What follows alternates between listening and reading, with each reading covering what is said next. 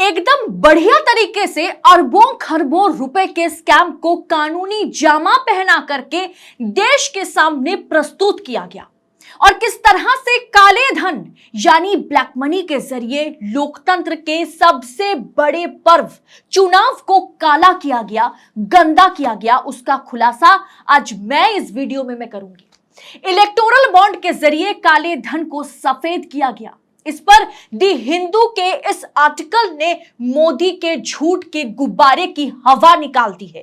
पूरा वीडियो जरूर देखें दोस्तों, क्योंकि ये वीडियो बहुत ज्यादा दिलचस्प और इसमें जो खुलासे आगे होंगे वो सुनकर आपके रोंगटे खड़े हो जाएंगे। तो वीडियो को अंत तक देखिएगा। साथ में सबसे पहले आजाद मीडिया को सपोर्ट करने के लिए देश नीति को सब्सक्राइब कीजिएगा। नमस्कार, स्वागत है आप सभी का देश नीति पर। देश नीति, केवल सच्ची और पक्की खबरें। ईडी तेरा ध्यान किधर है, असली घोटालेबाज उधर है। इलेक्टोरल बॉन्ड के लिए जो नियम बनाए गए थे उस नियम का जरा सा भी पालन नहीं हुआ है। दोस्तों, आपने शेल कंपनियां ये टर्म सबसे ज्यादा कब सुना था? मैं बताती हूं, जब अडानी पर हिंडनबर्ग की रिपोर्ट आई थी। लेकिन शेल कंपनियां है क्या चीज है ये शेल कंपनी? शेल कंपनियां वो कंपनियां हैं जो फेक है, मतलब जिस कंपनी का कोई ठिकाना नहीं है, ठिकाना है भी तो उस ठिकाने पर कोई कंपनी नहीं है, कोई बिल्डिंग नहीं है, कंपनी में कोई कर्मचारी काम नहीं करते, मतलब सिर्फ ऑन पेपर एक कंपनी रजिस्टर्ड है। ऐसी कंपनीज मनी लॉन्ड्रिंग का आसान जरिया बनती है और इसमें ब्लैक मनी का लेन देन खूब होता है, ब्लैक मनी को सफेद किया जाता है। अब खबर निकल के आ रही है कि फेक कंपनीज ने बीजेपी को 103 करोड़ का फंड दिया है। At least 20 firms bought electoral bonds within 3 years of incorporation is a punishable offense।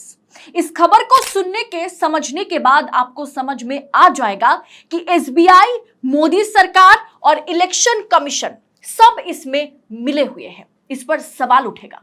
The Hindu ने दावा किया कि कम से कम 20 नई इनकॉर्पोरेटेड फर्म्स ने लगभग 103 करोड़ रुपए के चुनावी बॉन्ड खरीदे, क्योंकि इसमें आरोप लगाया गया कि नरेंद्र मोदी सरकार की योजना ने जानबूझकर कॉर्पोरेट राजनीतिक दान के पानी को गंदा कर दिया। रिपोर्ट में कहा गया दोस्तों कि 3 साल से कम समय तक रजिस्टर्ड वाली कंपनियों को राजनीतिक दान की अनुमति नहीं है।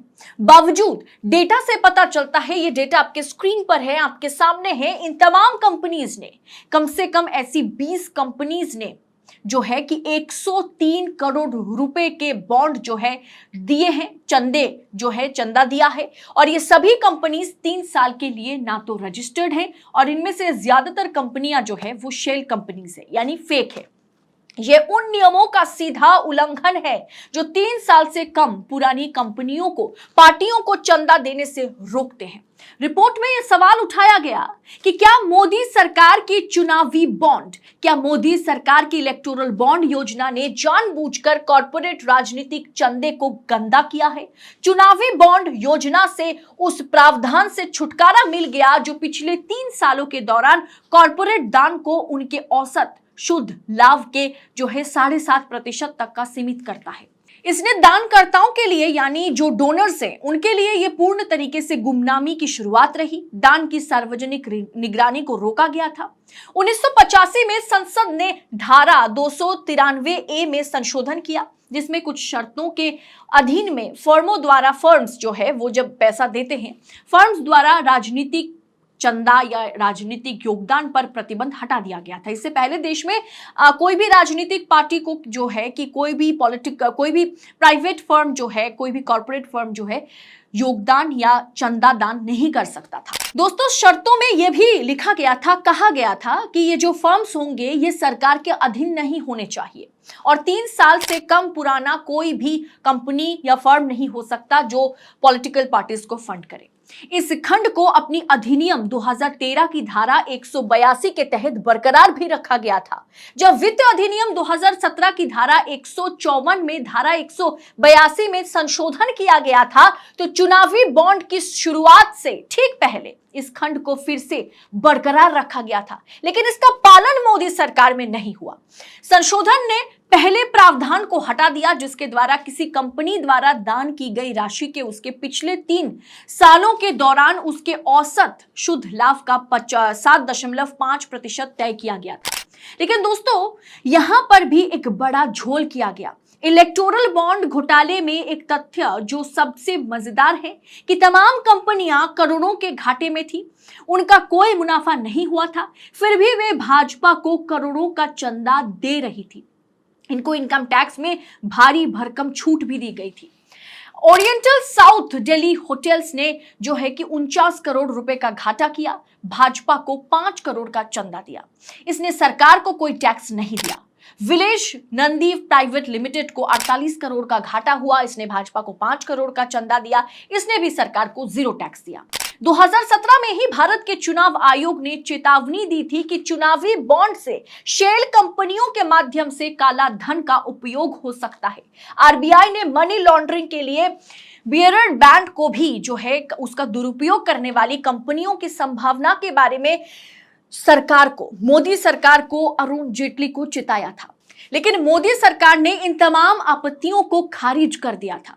किसी को आश्चर्य नहीं हुआ कि जो इलेक्शन कमीशन है, आरबीआई की चेतावनियों के बावजूद भी इन तमाम जो कंपनीज हैं, इन्हें खुले तौर पर चंदा देने के लिए इन्हें मजबूर किया गया। दोस्तों, इस कंपनी को देखिए, टैक्विटो लीज ऑपरेटर्स प्राइवेट लिमिटेड को 167 करोड़ का घाटा हुआ, इसने भाजपा को 4 करोड़ का चंदा दिया, इसको भी टैक्स में 20 लाख की छूट मिली। अरविंद ब्यूटी ब्रांड्स को 11 करोड़ का घाटा हुआ, इसने भाजपा को 3 करोड़ का चंदा दिया। इस टैक्स में 13 करोड़ की छूट इसे भी मिल गई। प्रगति एंटरप्राइज लिमिटेड को मात्र 2 लाख का मुनाफा हुआ था, इसने भाजपा को 3.5 करोड़ का चंदा दिया। इसको कोई टैक्स देना नहीं पड़ा।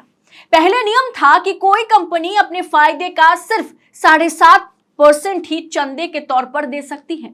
भाजपा ने उस नियम को क्यों बदला, यह आप समझ रहे होंगे। घाटे की कंपनियों ने चंदा कहां से दिया? कुछ कंपनियों ने अपने मुनाफे का कई गुना ज्यादा चंदा दिया। क्या यह काला धन था? क्या इस घोटाले की जांच होगी? ऊपर से फेक कंपनीज के जरिए काले धन को सफेद किया गया। जो कंपनीज 3 साल से भी कम समय से रजिस्टर्ड है, उसने दान दिया। कुछ कंपनियां वास्तव में है ही नहीं, फेक कंपनीज है, उन्होंने भी लेन देन किया, उन्होंने भी दान दिया। अब सवाल है कि इन कंपनियों के पीछे आखिर है कौन? ये 103 करोड़ किसका है? ये किसका काला धन है या किन किन का काला धन है? ईडी के टॉप ग्रेड ऑफिसर्स, ईमानदार ऑफिसर्स जरूर बैठकर सोच रहे होंगे, जैसा हम वेब सीरीज में देखते हैं। ईमानदार ऑफिसर्स ईडी के जरूर सोच रहे होंगे कि काश इलेक्टोरल बॉन्ड का केस हमें मिल जाता तो देश को हम हिला देते।